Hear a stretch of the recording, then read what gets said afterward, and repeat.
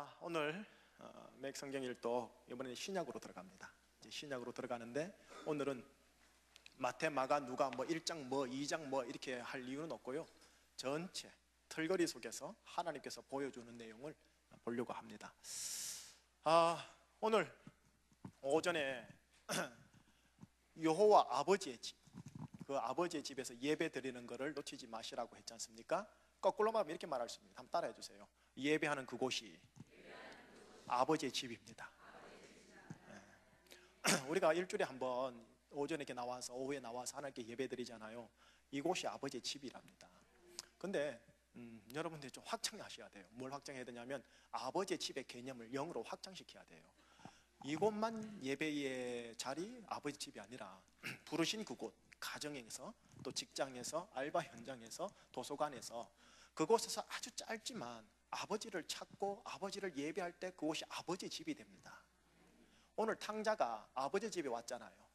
아버지 집에 오니까 아버지가 쫓아가서 안아주고 목을 맞추고 키스를 해주지 않습니까? 그래서 성령님의 강림이 있다고 그랬지 않습니까?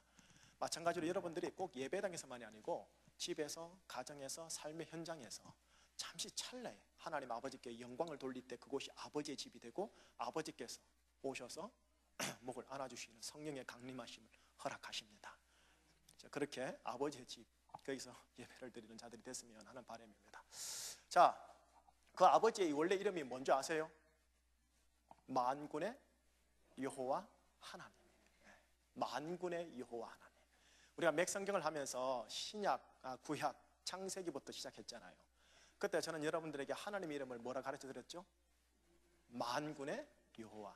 만군의 여호와. 일만 만자, 군사 군자. 만군을 다스리는 여호와. 만군을 다스린단 말은 이 만자가 그냥 딱 만명을 다스린다는 개념이 아닌 건 아시지요? 모든 수를 총칭하는 겁니다. 그래서 중국에서는 이 만군을 다스리는 자가 황제입니다. 그죠? 그리고 천군을 다스리는 자가 장수입니다. 장수들을 다스리는 자가 황제고요. 그래서 만군을 다스린다 해서 만군의 여호와 하면요, 이미 거기에는 뭐가 들었냐면 왕이라는 개념이 들어간다 한 거 기억나십니까? 예, 까먹어야 재탕에 할 맛이 나죠. 만군의 여호와, 리꼴 왕, 왕이신 하나님, 왕이신 나의 하나님 하듯이요. 만군의 여호와 하나님은 왕이다. 근데 내 아버지는 뭐란 소리예요? 왕이란 소리. 자, 그렇게 따지면 여러분들 유치하지만 여러분들 남자면 뭐란 소리예요? 왕자예요. 여자분이면 공주라는 소리. 유치하지만 진짜라니까요. 그리고 왕자에게는 왕자의 권위, 위엄, 축복, 영광, 명예가 함께 있습니다. 이게 구원이에요. 이게 하나님의 나라고. 이거를 성령의 충만함과 강림하심 속에서 내가 이 제주라는 땅에서 누리느냐 안 누리느냐의 차이입니다. 아들, 같은 아들이죠. 그러나 탕자는요 알거지였습니다. 그죠? 그러나 아버지의 집에 와서 아버지의 품에 안겼을 때는 어떻게 됐어요? 모든 권위와 위엄을 회복했잖아요. 아버지가 목을 안아줬을 때, 성령을 강림시켰을 때 어떻게 됐어요? 손가락에 가락지, 옷, 신발까지 완전히 회복되지 않습니까? 그러면서 종에게 명할 수 있는 거예요. 아마 탕자였다면 어떻게 됐을까요? 종에게 명하지 못해요. 부끄러웠고 낯짝이 없어가지고. 그러나 이게 회복되고 나니까 종에게 명령하고 선포할 수 있는 왕자가 되는 겁니다. 이게 이제 성령의 기름 부음이다라고 어느 단체에서는 그렇게 얘기를 해요. 맞아요. 성령의 강림과 기름 부음이 임하면 우리가 말 한마디가 선포적인 권위가 이제 실리는 거지요. 그래서 성령의 강림이 충만하기를 우리가 원하는 겁니다. 자, 만군의 여호와 하나님, 그분의 책이 성경이지요. 자, 이제 성경을 볼 때 한 가지, 앞에 사진을 보시면 뭐가 보이냐면 나무가 하나, 고즈넉한 나무가 하나 있죠. 요 밑에 오른쪽에 남자와 여자가 이렇게 쌍으로 지금 앉아 이렇게 붙어 있어요. 아직 결혼 전인가 봅니다. 그죠? 결혼하면 절대 저럴 수 없는데. 뭘 보는가요? 호수를 보면서 우리가 조만간에 결혼할 것 같은데 어떻게 결혼할까? 신혼여행은 어디로 갈까? 그렇게 하는 거 보이세요? 청년들은 뭐 하고 보시는데 현실을 알아야 됩니다. 자, 저 그림에서요, 제가 말했던 저 나무 밑에 두부 쌍, 그리고 가을 호수, 저 너머의 숲, 이거 외에 다른 그림이 보이셔야 합니다. 이거 외에 다른 그림이 보이는데 어떤 그림이 보이냐면 맞냐면 힌트를 드릴게요. 태아가 보이면 보이는 겁니다. 자, 찾아보세요. 태아가 보입니까? 숨은 그림 찾기입니다. 보이세요? 오케이, 가만히 있으세요. 막 말하지 말고. 지금 제가 성경 보는 방법론을 다른 비유로 좀 얘기하는 거예요. 되셨죠? 태아가 보이는 분 손 내려주세요. 절반쯤 됩니다. 솔직하게 들으셔야 돼. 태아가 안 보이는 분, 자, 주여 손 내리세요. 태아가 바로 보여드리도록 할게요. 태아가 바로 보일 겁니다. 보입니까? 태아 보이세요? 태아 지금도 안 보이는 분, 지금 빨리 옆에서 가르쳐줘요. 빨리 가르쳐줘. 지금 왜 안 보이는지 모르겠네. 이게 얼굴 아닙니까? 두상, 손 보이세요? 배, 다리, 엉덩이 보이세요? 보입니까 이제? 아 이제 진짜 안 보이시는 분. 제가 이거 실험을 할 때 15분 동안 제가 못 찾았어요. 15분 동안 제 혼자만 못 찾았어요. 그러다가 나중에 우와 찾았다 이랬다니까요. 이게 이제 심리학에서 뭘 하나 분석하고 조사할 때 하는 방법론이에요. 자, 이제 똑같은 그림인데 애기 보입니까? 안 보입니까? 바로 보이지요. 이게 성경 보는 안목이라고 합니다. 성경에 보는 영적 시각이 거듭난다라는 개념입니다. 예수 안 믿는 친구들, 서울대 친구들에게 성경에 있는 이야기들을 주고 문제를 풀게 하면 100% 우리보다 잘합니다. 암기력이 탁월하기 때문에. 다시 말하면 나무가 보이고 호수가 보이고 쌍이 보이고 저 숲이 보인다라는 개념, 이거는 누구든지 다 본다라는 겁니다. 근데 성경 안에 하나님께서는 단순히 그것만 보여주려고 하는 게 아니라 뭔가 전체적으로 집어넣은 윤곽이 있어요. 그 윤곽을 주님께서 보시기를 원하는 거예요. 그 보는 눈은 열려야 됩니다. 들을 귀 있는 자는 들을 쥐어다라는 표현이 그 표현인 겁니다. 그러니까 여러분들 성경을 들을 때나 읽을 때나 주님 저희의 눈과 귀를 열어 주시옵소서라는 게 진짜 필요합니다. 또한 설교자는 최대한 주께서 숨겨놓으신 숨은 그림 같은 퍼즐 조각 같은 것들을 찾아내가지고 밝게 보여줘야 됩니다. 이 둘 사람들이 윈윈해야 이 시너지 효과가 일어나요.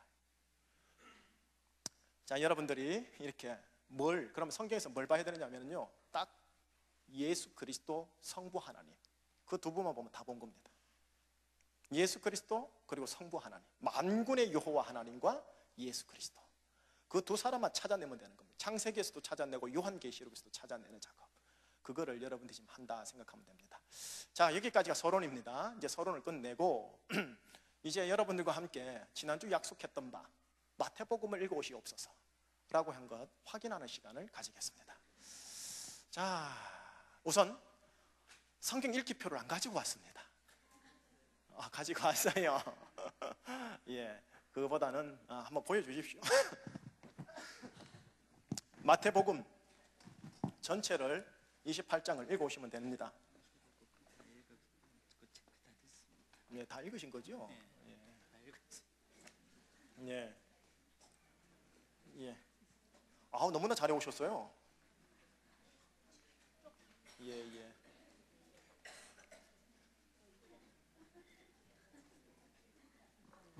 할렐루야. 아이고.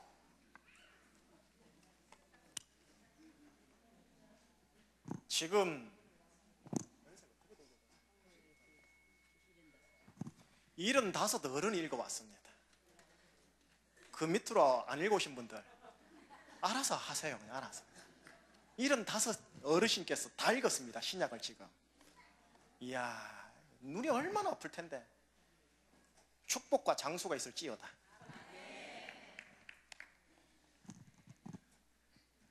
예.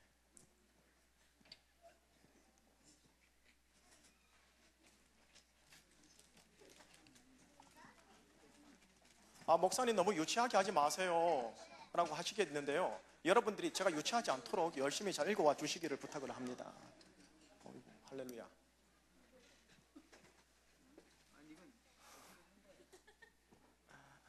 우리 청년들 한번 보십시다. 네, 워낙 데이트하는 시간이 바빠가지고. 어디 다 읽으셨어요? 다는 못 읽으셨군요. 예. 성경 읽기표 없으신 분들 계시지요? 있네. 다 읽으신 거예요? 요까지만. 많이 읽으셨어요. 6장을 읽으셨어요.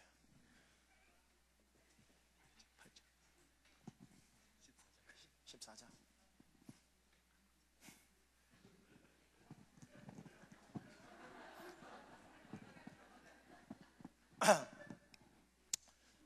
아버지요, 저들의 죄를 용서하옵소서. 저들이 하는 짓을 알지 못함이니이다. 다음 주에는 마가복음 읽으세요. 성경 읽기표가 저기 임전도사님 성경 읽기표 있습니까? 뒤에 있습니까? 가시다가 성경 읽기표 없으신 분들은 임전도사님 통해서 성경 읽기표를 받아가셔요. 그래서 예, 그렇습니까? 어쨌든 그렇게 해서 체크를 해서 마태, 마가, 그리고요 신약 전체를 이번에는 읽을 것이다, 그렇게 생각을 해주시길 바라겠습니다. 자, 여러분들 지난주에 받았던 용지 한번 보시겠습니까?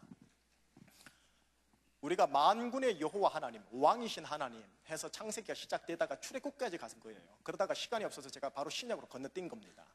신약으로 왔습니다. 성경책의 분류 찾으셨습니까? 성경책의 분류, 신약 성경의 분류 27권. 자, 크게 몇 가지로 구분이 되어 있습니까? 4가지. 복음서 몇 개입니까? 4개. 사도행전 하나. 서신서 몇 개라 써 있어요? 21권. 묵시서는 1권.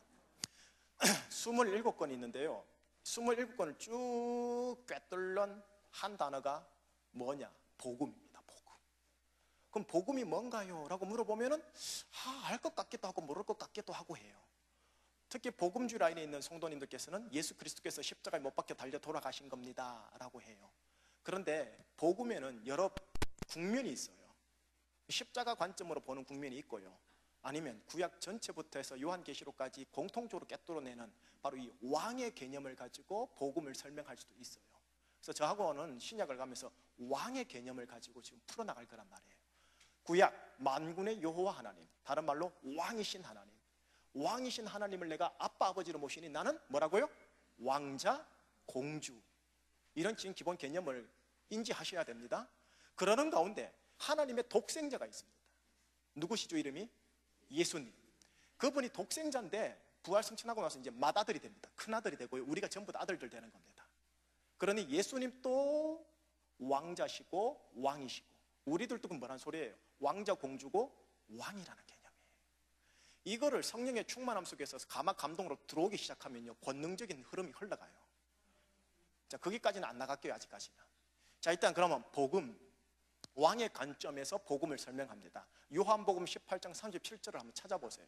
오래전에 찾아본 구절이지만 또 찾겠습니다. 요한복음 18장 37절.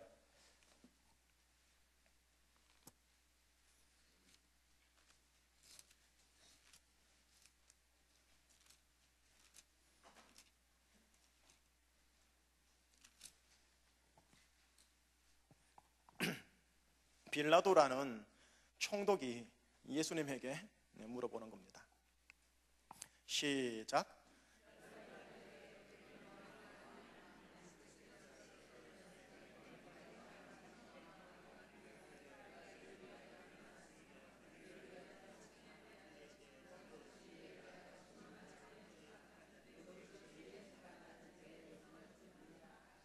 예, 잘 읽어주셨습니다.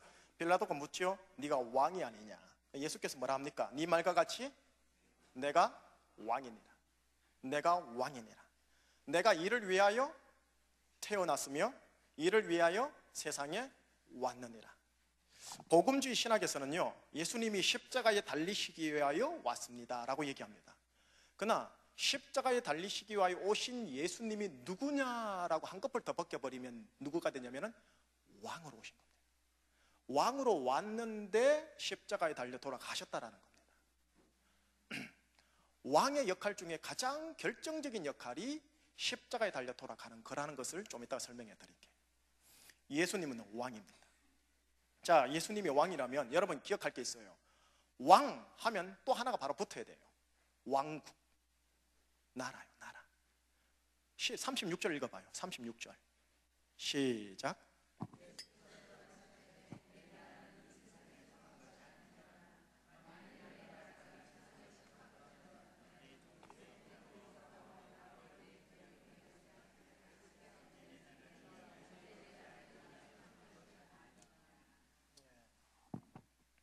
예수님께서 나의 나라에 대해서 얘기하는 부분입니다.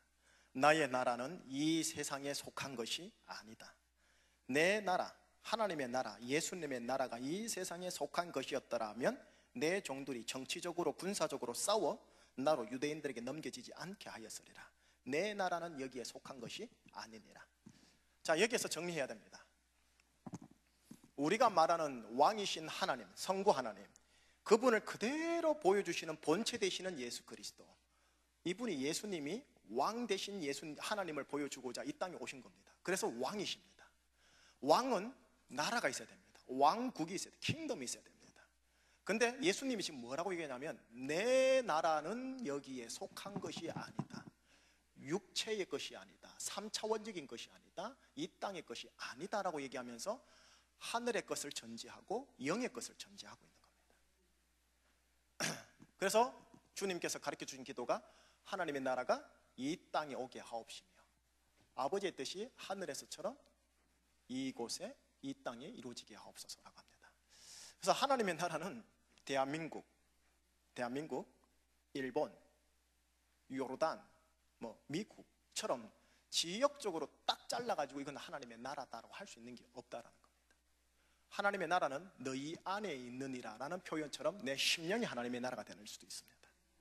우리의 충신교의 관계, 셀 예배 모임과 청년부 모임과 권사의 모임이 관계가 예수님이 왕으로 다스리면 그곳이 하나님의 나라가 됩니다.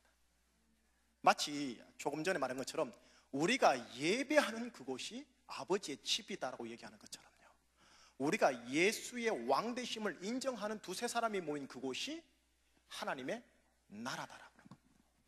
그러니까 내 심령이 하나님의 나라요, 부부의 관계에 하나님의 나라가 가능하다라는 겁니다. 그러니까 여러분의 심령에 하나님의 나라가 임하기를 바라는 거죠. 자, 그런데 이 하나님의 나라를 예수님께서 보여주시기 위하여 오신 땅을 보도록 하죠. 어떤 땅이 왔는가? 앞에 이제 한번 보시지요. 예수님이 오신 땅입니다. 예수님이 오신 땅, 붉은 점 보입니까? 지금 이 동그랗게 돌아가는 이 붉은 점, 여기가 여러분들이 아는 이스라엘 쪽입니다. 그리고 이 티그리스 강, 그리고 유프라테스 강, 이곳이 고대 문명이 발달된 곳입니다. 예수님은 여기에 지금 태어나신 거예요. 그럼 여기가 어디냐? 그때 당시에는 로마 제국이 다스렸던 시대죠. 조금만 기다려주세요. 사진이 바뀔 거예요. 로마 제국의 1세기 영역입니다. 1세기 영역에 가운데 센터에 보면 동그랗게 칠한 데가 있을 거예요. 뭐라 써 있습니까? 영어로 이탈리라고 써 있죠. 로마 제국입니다. 그 더 중간에 보면은 롬 해가지고 로마가 거기 있을 겁니다. 시대의 센터입니다. 정치의 센터입니다. 경제의 센터입니다. 여기에 누가 있느냐면 그 제국의 왕이 거기에 있습니다. 정치적 왕, 군사적 왕이 여기에서 온 동네 사방을 다 다스립니다. 그런데 진짜 왕이라는 예수님께서 어디에 등장하시느냐? 바로 여기에 등장합니다. 이스라엘 땅.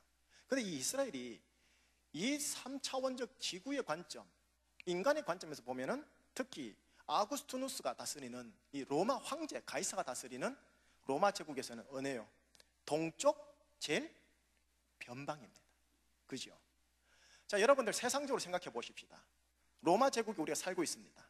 로마 제국의 중심이 어디입니까? 여기입니까? 여기입니까? 어디입니까? 여기죠. 중심. 실제적인 정치적 중심. 모든 로마 시민들이 가고자 하는 선망의 도시요. 어디입니까? 예, 로마 여기입니다. 로마. 그런데 이 로마를 모든 사람들이 가고자 하는데 유일하게 진짜 왕 대신 예수님은 이 지역의 동쪽 끝에 등장합니다. 여기에 제가 화살표 하나 지금 해놨죠. 요 위에 보면 책이 있을 겁니다. 이 책이 지금 보이지요. 이 책은 시오노 나나미라는 일본이죠. 시오노 나나미의 책입니다. 로마인 이야기라는 책입니다. 시오노 나나미는요, 우리 젊은 세대들에게 베스트셀러의 작가입니다. 이 사람이 이렇게 많은 책으로 로마 이야기를 적습니다. 로마 이야기를 적을 때요, 이 사람이 적은 책 중에 제 6권 팍스 로마나라는 부제가 붙은 6번째 책이 있어요. 그 책이 뭘 집중적으로 하냐면 예수님이 계셨던 당대 가이사 아구스투스, 당대 가이사 그 한 명에게만 집중적으로 부각해서 한 권을 만들어냅니다. 총 12권인가 13권인데요 1000년의 역사를 기록한 이 책이요, 예수님 살아계셨을 때 현존했던 황제 아구스투스에게만 집중적으로 한 권을 집중한다니까요. 그러니 시오노 나나미 입장에서는 이 로마 제국 센터에 있었던 아구스투스가 당대의 최고의 리더였고, 당대 최고의 영웅이었고, 당대 최고의 왕이었다는 거예요. 그런데 시오노 나나미의 책을 읽어보면 예수가 안 나와요. 진짜 왕을 모른다라는 소리예요. 수많은 지성적 사람들에게 시오노 나나미는 아구스투스를 칭송하게 하고 그를 본받게 합니다만, 진짜 하나님께서는, 왕이신 하나님은 왕 대신 예수님을 그가 다스렸던 동쪽 변방에 보내는 거예요. 시골 촌뜨기로 보낸다는 거예요. 참 역설적이죠, 여러분. 대한민국의 중심이 어디입니까? 서울입니다. 물론 지정학적 센터는 대전이지요. 하지만 모든 정치, 경제, 문화의 중심은 서울입니다. 자, 그러면은 제주도는 뭡니까? 남쪽 변방입니다. 그래서 청년들은요, 잘 모르겠지만 청년들 안에 뭐가 있느냐 하면, 우리 제주 출신 청년들 안에 공부 잘해서 서울 가거나 공부 못하는데 뭐 제주도나 잘 있지 뭐 하면서 약간의 패배주의적 성향이, 체념주의적 성향이 있을 수 있다는 거예요. 그래서 제주를 사랑하지 못해요. 상처가 있어요. 괜히 서울 애들 만나면 기분 나빠요. 육지 것들 이럴 수도 있다는 거예요. 여러분 좀 노골적으로 해서 죄송하지만 이거는 어느 지방 가도 똑같습니다. 어느 지방 가도 똑같습니다. 제가 포항에서 왔지 않습니까? 대전에 사역하다가 포항 갔다가 여기 왔지 않습니까? 포항도 똑같아요. 예수님이 있는 그곳이 아버지의 집이라니까요. 내가 지금 있는 위치가 지정학적으로 센터냐 변방이냐는 중요하긴 하겠지만, 내 심령 안에 내가 아버지의 집에 들어가노라 하면 그곳이, 예배하는 그곳이 아버지의 집이요, 내가 주와 동행하노라 하면 그곳이 적어도 내 인생의 센터가 되는 겁니다. 예수님이 있는 곳이 센터라니까요. 아구스투스는 죽었지만 예수님은 지금 살아있다니까요.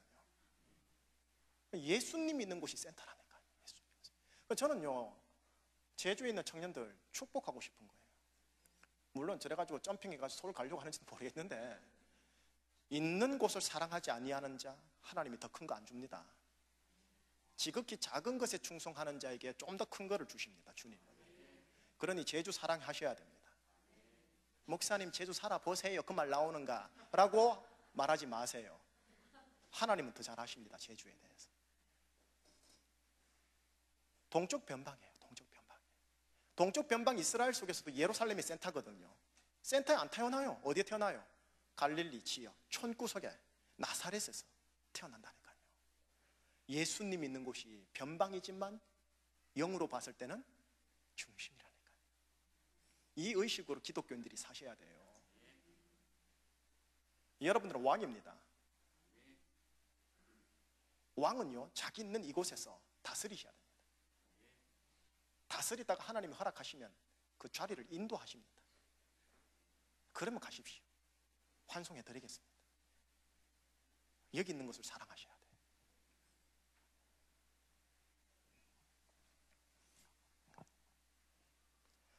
자, 다시 PPT로 돌아갈게요. 예수님 있는 곳을 지금 다시 보셨습니다. 자, 현대 사회입니다. 지금 현대 사회를 잠시 좀 보여드릴게요.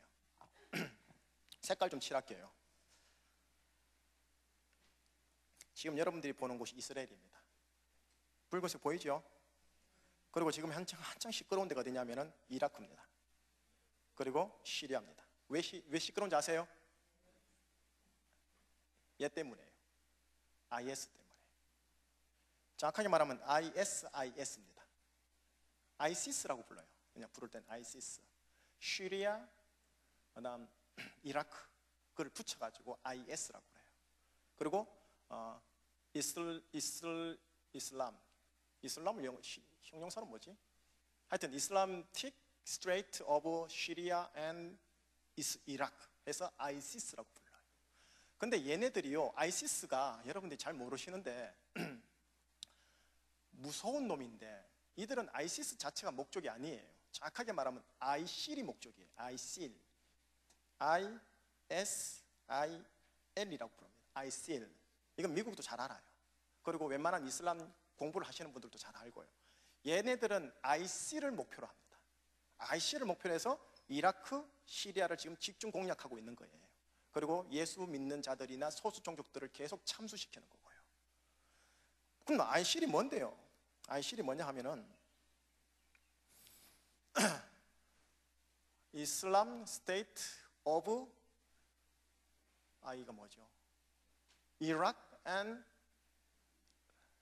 SIL, 라멘트입니다.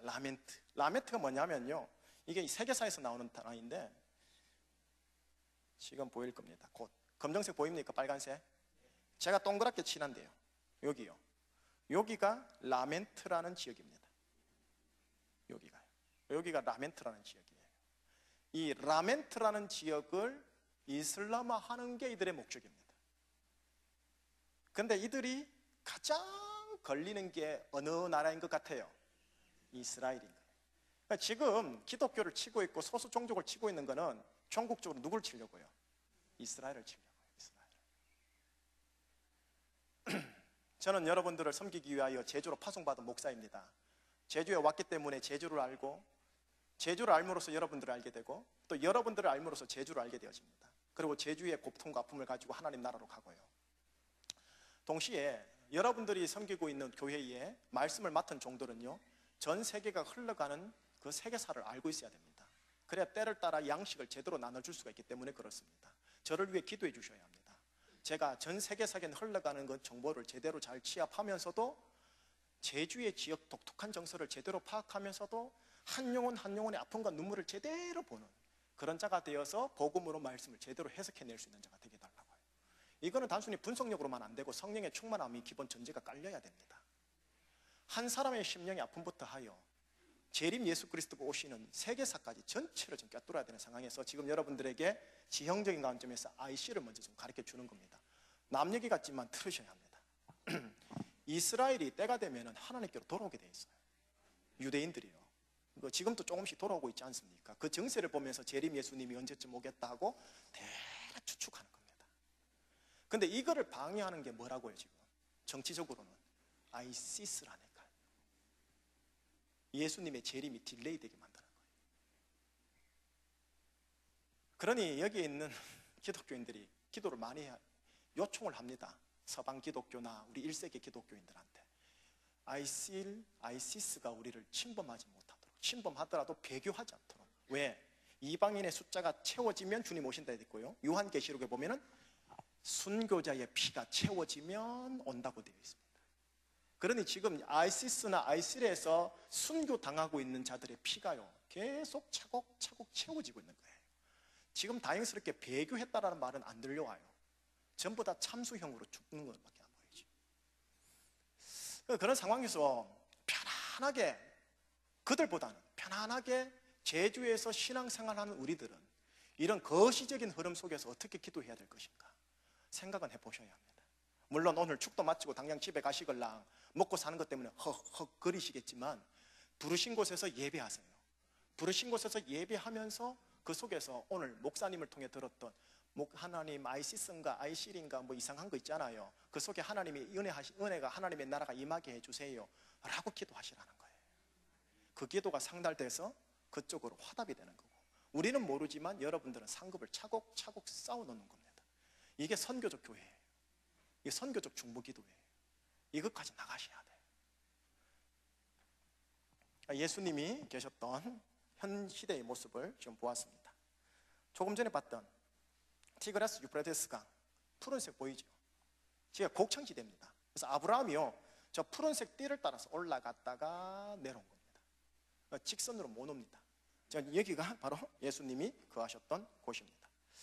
자, 이제 신약으로 좀 넘어가서요,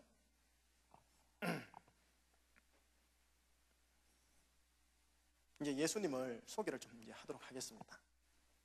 여러분들 가지고 있는 용지 한번 보시죠. 실제 시간 순서. 두 번째입니다. 실제 시간 순서. 무슨 말이냐면, 아까 방금 1번 신약 성경책의 분류를 보셨잖아요. 그거 말고요, 실제 시간 순서가 있어요. 실제 시간 순서요. 우선 실제 예수님이 살았던 당대입니다. 0년에서 33년. 예수님이 이 땅에 오셔서 뭘 선포했느냐면, 왕이신 예수님이 회개하라, 하나님의 나라가 가까이 왔다. 그러면서 가르치고 고치고 전파했죠. 그래서 영어로 밑에 적어놨어요. 영어로 줘서 죄송해요. Kingdom of God 돼 있어요. 하나님의 왕국이란 소리죠. 하나님 나라죠. 예수님이 하나님 나라를 지향했기 때문에 그리스도의 몸인 교회도 하나님 나라를 지향합니다. 왕이신 예수님이 하나님 나라를 지향했기 때문에 예수님만의 왕으로 부름받은 우리들도 각 가정과 처소 속에서 하나님 나라를 지향합니다. 하나님 나라가 뭔데요, 목사님? 그건 차차차차 계속 알아갈 거예요. 그래서 하나님 나라를 얘기할 때요, 예수님이 가르치고 고치고 전파했습니다. 가르치고 고치고 전파할 때요, 나타나는 현상이 뭡니까? 치유의 역사가 나타났죠. 기적의 역사가 나타났죠. 귀신이 쫓아나는 역사가 나타났죠. 이걸 일컬어서 뭐라냐면 영어로 빅토리 페이스라고 그래요. 승리신앙이라고 그래요. 승리신앙. 강한 기름 부심 속에서 원수를 발로 밟아 이긴다는 소리예요. 그것이 승리신앙입니다. 저는 여러분들의 가정 안에서 여러분들이 예수님 안에 있기 때문에 그 부르신 곳에서 예배하다가 이 빅토리 페이스요, 승리신앙이 많이 들려오기를 축복합니다. 남편이 여러분들 앞에, 자녀들이 여러분 앞에, 양가 가문이 여러분들 앞에, 여러분들의 물질과 고통이 여러분들 앞에 무릎 꿇는 역사. 이게 빅토리 페이스예요. 이게 킹덤 오브 갓, 하나님 나라 신앙이에요. 그런데 이 예수님께서 마지막에는 어디로 가셨어요? 예루살렘 들어가면서 골고다 언덕으로 가면서 뭘 짊어지셔요? 십자가예요. 십자가에서 나타나는 신앙은 뭐냐면 suffering faith예요. 고난 받으시는 신앙이에요. 신앙에는 두 얼굴이 있습니다. 하나는 빅토리, 승리하는 신앙의 얼굴이 있고요, 또 하나는 suffering, 고난 당하는 신앙이 있어요. 두 가지가 교회 역사 속에서 성령의 기름 부음으로 나타나요.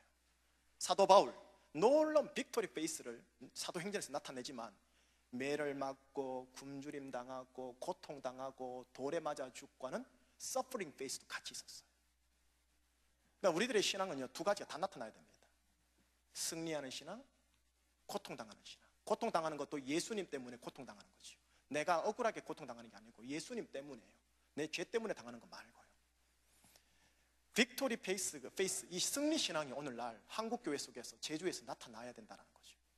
여기 제주 출신 우리 성도님들, 예수 믿는 것 때문에 너무 힘드셨죠? 우리 여기 어르신 권사님들, 제주 출신 분들 예수 믿는 거 쉽지 않았을 겁니다. 1대 신앙인들 지금도 쉽지 않습니다. 저는 다행히 2대 신앙인이라서 그 보호를 아버지께로부터 받았는데, 저희 아버님, 아이고, 지난번에도 얘기했지만 충남 홍성 은하면 대천리 답답합니다.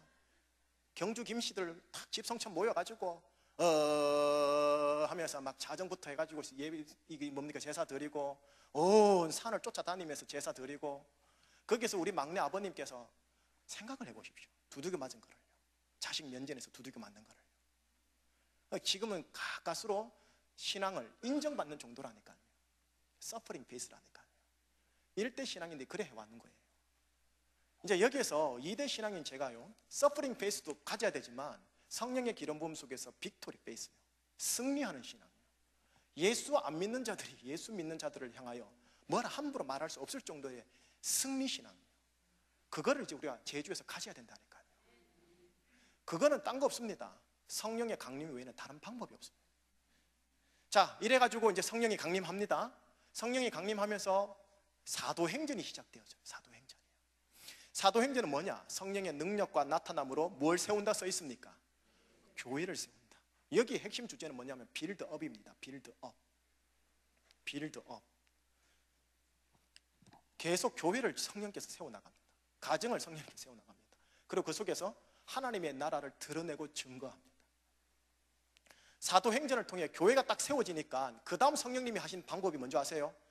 서신서를 만들어서 교회에 전달합니다. 서신서를 보세요. 하나님께서 생각하시는 교회란 어떤 것이어야 하는가를 가르쳐 줍니다. 무슨 말이냐면 교회가 이제 처음 생긴 거예요.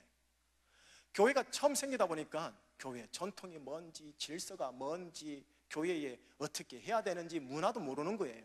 그러니까 성령님께서 교회는 이런 거다라고 가르쳐 주는 게 서신서입니다.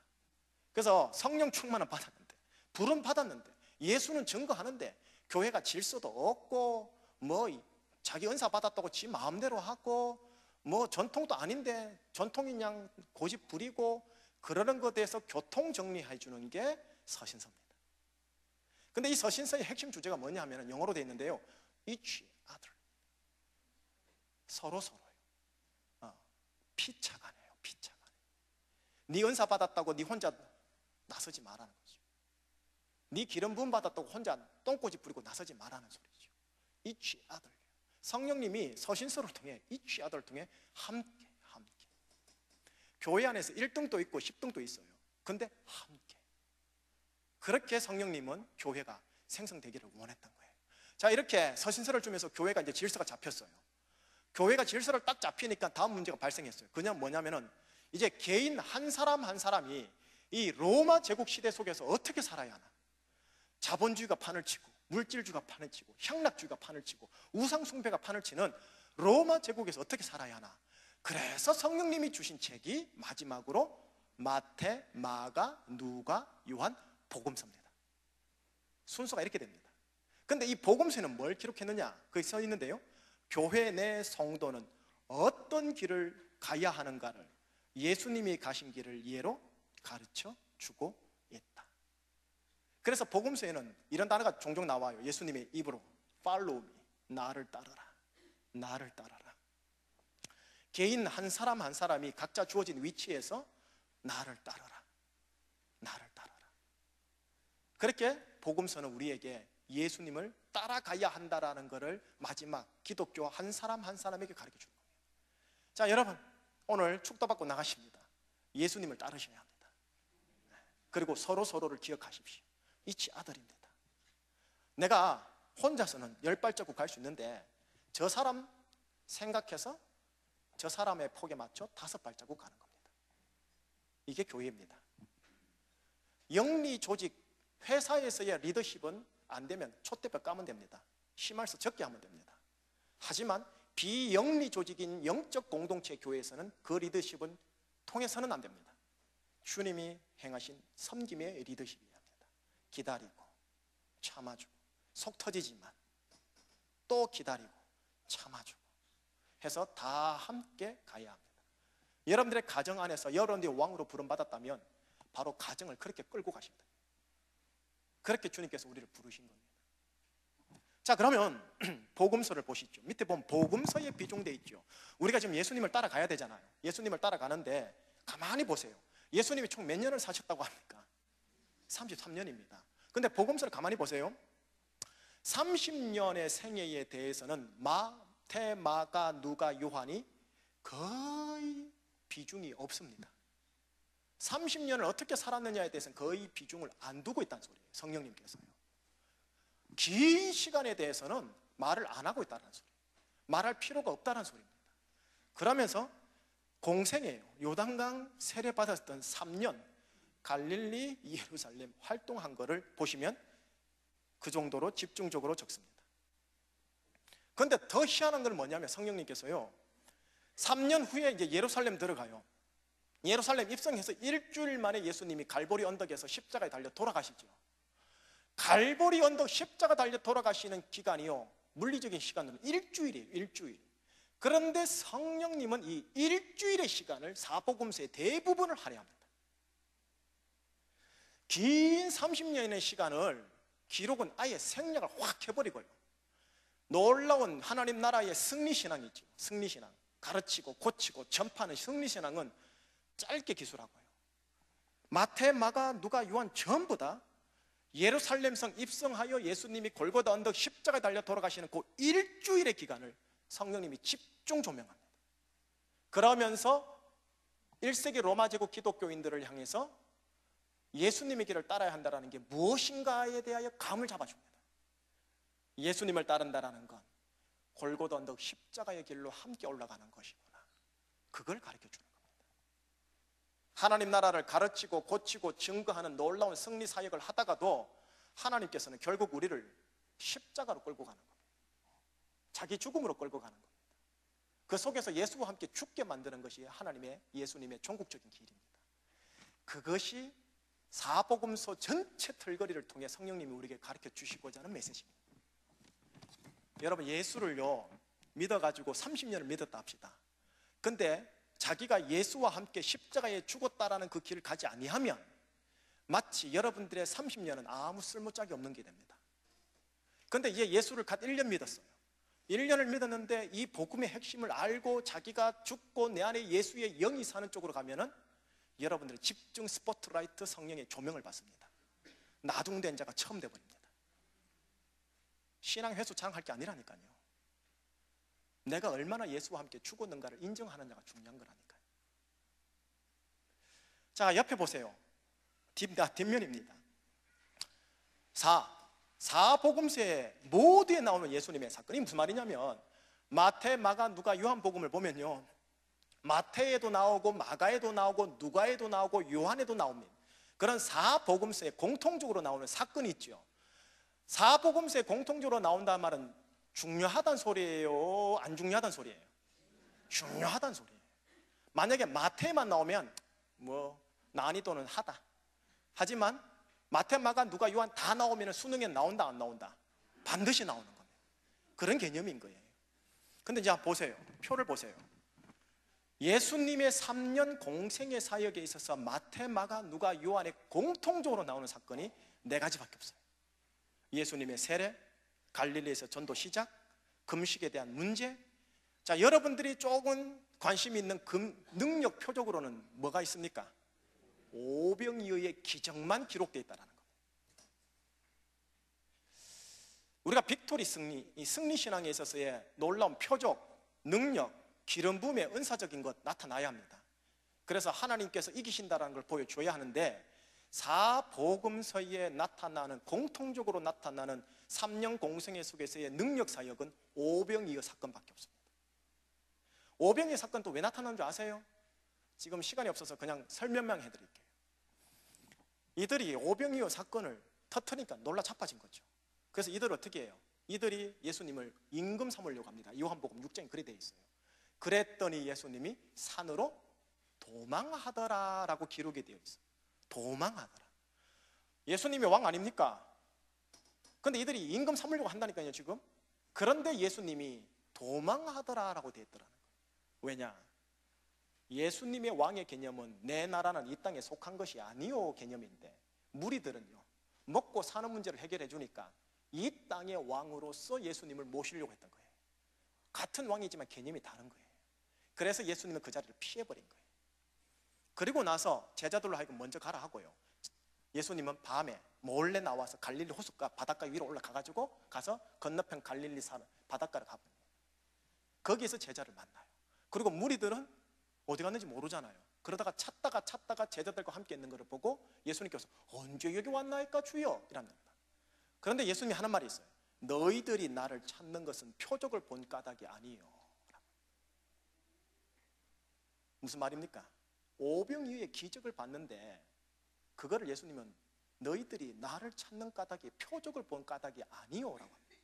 그러면서 먹고 마시는 문제를 해결해 주니까 너희들이 나를 찾는구나 라고 합니다. 여러분, 표적과 기적은 다른 거예요. 기적은 말 그대로 놀라운 원더풀한 능력을 얘기해요. 근데 표적이라는 거는 큰 사건이든 작은 사건이든 무언가를 지시하고 가르치는 사인을 얘기하는 게 표적이에요. 자, 예를 들면 제가 약지에 지금 손가락을 여기에 반지를 끼고 있어요. 반지를 끼고 있으면 무슨 의미입니까? 결혼했으니 예쁜 처자들이여 나에게 흑심을 품지 말지어다, 이 소리거든요. 나 결혼했다 이거죠. 근데 여기 괜찮은 아가씨가 보여. 제가 반지를 쏙 뺐어. 그리고 만나. 무슨 의미예요? 스캔들 시작이라는 소리예요. 반지는 결혼의 표적인 거예요. 사인이라는 소리예요. 예수님이 오병이어의 기적을 통해서 뭘 도대체 보여주려고요? 요한복음 6장 끝에 가면은 내가 곧 생명의 떡이 되라. 나를 먹고 마시는 자는 죽지 아니하리라. 결국은 오병이어의 놀라운 능력의 기적을 통해서 니들이 먹고 마셔야 될 거는 이 빵이 아니고 생선이 아니고 뭐예요? 나 예수라는 소리예요. 나 예수를 먹고 마셔라는 소리예요. 오병이어의 사건이 그걸 보여주는 거예요. 이 사건만 놀라운 기적 수백 가지 중에 유일하게 사복음서에 하나만 있다니까요. 자, 근데 반면에 보세요. 5번부터 13번까지요. 5번부터 13번까지는 예루살렘 성에 입성을 하여 일주일 동안 십자가에 달려 돌아가는 사건입니다. 이 사건이요, 사복음서에 집중적으로 나타난다니까요. 그러니 초대교회 기독교인들이 성령님의 조명하심 속에서 사복음서를 읽고 있으면 뭐가 보이느냐? 야, 예수님이 놀라운 능력과 표적과 기적을 일으켰지만 전국적으로 그분께서 가신 길은 십자가의 길이었구나. 자기 죽음의 길이었구나. 그래, 이 로마 제국에서 탄압을 내가 받고는 있지만, 피해 다니고 있지만 내가 언젠가는 예수님처럼 십자가에 죽을 수도 있겠구나. 그래, 십자가에 죽는 죽음과 순교자의 피 흘림을 내가 외면하지 말아야겠구나 하는 마음이 제 속에 들어오게 되는 거예요. 그게 사복음서를 1세기 기독교인들에게 주신 성령님의 원의도입니다. 그런데 21세기에 사는 우리들도 마찬가지로 어떻게 해야 돼요? 예수님을 믿는다라는 것은, 예수님의 길을 따라간다는 것은 십자가에 내가 함께 죽는다는 것과 같은 거예요. 왜? 내가 죽어야 3일 만에 부활하거든요. 자, 밑에 보면 5번 있죠. 예수님의 길. 가만히 보세요. 예수님이 태어나긴 어디서 태어났죠? 갈릴리 나사렛에서 태어났죠. 30년 동안 갈릴리 나사렛을 떠나지 않았어요. 그러다가 공생이 시작하면서 3년 동안은 갈릴리 예루살렘, 갈릴리 예루살렘, 갈릴리 예루살렘 3년을 번갈아 갔죠. 마지막 일주일 동안은 어디에 있었습니까? 예루살렘에 있었습니다. 자, 여러분 다시 얘기할게요. 그 시대의 중심은 로마였죠. 이스라엘의 중심은 어디였습니까? 예루살렘입니다. 그런데 피상적으로 딱 보면 뭐가 보이는지 아세요? 야, 예수도 썩었다. 예수도 저 봐라, 저 봐라. 예루살렘 들어가는 거 저 봐라, 봐라. 수많은 유대 청년들, 수많은 유대 사람들이요, 예루살렘에 들어가려고 했다니까요. 왜? 마치 오늘날 우리가 서울로 가서 성공하자 그 개념으로 보인다라는 거예요. 수많은 유대 남자 열렬 청년들이 예루살렘을 향하였고, 33세의 열렬 청년 유대 예수님도 지금 표면적으로는 예루살렘을 지향하고 있습니다. 그런데 일반 유대 청년들은 거기에서 부귀 영화를 위하여 들어간다 하면, 예수님은 무엇을 위하여 들어간 겁니까? 십자가 달리려고요. 십자가를 짊어짐으로 예루살렘을 구원하려고요. 이것이 하나님 나라를 전파하는 왕이신 예수님의 최종 목적입니다. 저는 여기 있는 청년들한테 부탁을 하고 여기 있는 집사님께 부탁합니다. 성령 충만과 기름 부음을 저와 함께 요청을 해가지고요, 여러분들이 있는 전문성에 있어서 은사에서 탁월하기를 축복합니다. 그래서 여러분들이 다니엘, 느헤미야처럼 시대 전문 영역 속에서 인정받으셔야 돼요. 여러분들의 영역, 조직 생활 속에서 예루살렘 속에 들어가야 된다니까요. 여러분, 지금 우리가 시작하는 곳이 변방이라 할지라도 변방 안에서도 그 조직의 중심에 들어가야 된다니까요. 예수님처럼요. 그런데 사람들은 그 조직의 중심에 들어가는 이거 뭐냐? 헤게모니의 힘을 잡으려고 하는 겁니다. 권력과 물질을 잡기 위해서입니다. 하지만 예수 믿는 자들은 그 속에 하나님의 나라를 실현하기 위해 들어가는 겁니다. 동기가 다른 거예요. 같이 들어가는 현상은 같은데. 그래서 여러분들, 우리가 이 대한민국을 하나님께 하나님, 대한민국의 가정 영역에, 하나님 나라가 정치 영역에, 경제 영역에, 교육 영역에, 커뮤니케이션 영역에, 예술 영역에, 종교 영역에, 고학 영역에, 기술 영역에 하나님 거기에 합당한 다니엘, 느헤미야 같은 인물들을 부어 주시옵소서. 그게 하나님 나라를 지향하는 기독교인의 모습이에요. 저는 여러분들에게 서울 강남에 가는 소리가 아니에요. 현재 내가 있는 이곳에서 예루살렘이 어딘가를 생각하고 그 예루살렘으로 들어갈 수 있는 실력을 배양하시라는 소리입니다. 그리고 그 실력을 배양해서 들어가서 먹고 마시고 누리는 기복주의적 종교가 아니고요, 예수님처럼 그것을 구원하기 위해 내가 짊어져야 십자가를 짊어지는 겁니다. 한 사람의 순종함으로 많은 사람이 구원받고 한 사람의 불순종함으로 많은 사람이 죄인 되더라. 로마서 5장 19절 말씀이에요. 한 사람의 리더의 순종함으로 많은 사람이 의인 되는 겁니다. 예수님이 그런 분이셨다면 여러분들도 그런 분이고, 왕이 이 역할을 했다면 왕자 공주도 이 역할을 위해 우리가 부름받은 거라는 겁니다. 이게 하나님 나라 신학의 복음입니다. 이거를 하고자 하는 자에게 성령이 강림하시고요, 이걸 하는 자에게 다니엘, 느헤미야에게 합당한 전문성의 기름 부음까지 하나님이 같이 덤으로 부어줍니다. 성령은요, 창조와 모락의 영입니다. 지혜와 지식의 영입니다. 여러분들 공부할 때, 직장 갈 때 필요한 게 뭡니까? 모략, 지혜, 지식 아닙니까? 그게 하나님 성령이 하면서 풀어진다니까요. 여러분들 직장 안에서 그것이 풀어지면서 여러분들이 인정받는다니까요. 그것뿐입니까? 제가 그렇게 숱하게 외쳤던 그리스도 은혜의 복음 기억납니까? 예수 그리스도께서 우리를 위하여 십자가 지신 이유가 뭡니까? 그의 십자가 지심으로써 우리가 부유해지는 거라니까요. 우리의 가난함은 주님이 가져가시고 주님의 부유함을 우리에게 주시는 거라니까요. 그러니 물질적으로, 영적으로, 경제적으로, 정서적으로, 가정적으로 하나님께서 우리에게 부유함을, 은혜의 복음을 따라 허락하셨어요. 그리고 거기에다가 하나님 나라 복음의 관점에서 십자가를 짊어지겠다 생각하고 희생하는 리더로 그 속에 들어가기를 원하시는 거예요. 그러려면 성령의 기름 부음, 아버지의 영이 충만해야 된다. 아버지의 영이 충만하기 위하여 부르신 그곳에서 예배하는 자가 되어야 한다는 거예요. 이제 이렇게 좀 엮여집니까? 우리 교회에 저는 성령의 강림함을 놓고 이제 죽어라 기도할 거예요. 이거 없으면 아무 소용없어요. 은금, 교회 건물 아니라니까요. 성령의 강림하심 없으면 아무 소용없어요. 그래서 이 성령의 강림을 받은 자들이 자기 십자가 지고 자기 부인의 길을 가면서 부활의 역사를 드러내는 작업을 하셔야 합니다. 예수님의 가신 길 예루살렘입니다. 그러나 죽기 위하여 간 길이고 구원하기 위하여 간 길입니다. 6번, 그거는 다음 주에 사복음서 전체 틀거리를 마무리하면서 성령님이 얼마나 친밀한지를 가르쳐 드릴게요. 얼마나 건강한 신앙 그리스도인이 되기를 원하시는지를 가르쳐 드릴게요. 그래서 저는 성경을 연구하다 보면 아무리 인간이 이 작품을 만들었다 해서 이렇게 정교하게 만들 수 있을까 싶을 정도예요. 그래서 다음 주에는 사복음서 전체의 균형 잡힌 거를 얘기하고 이제 좀 더 깊이 있게 들어가도록 하겠습니다.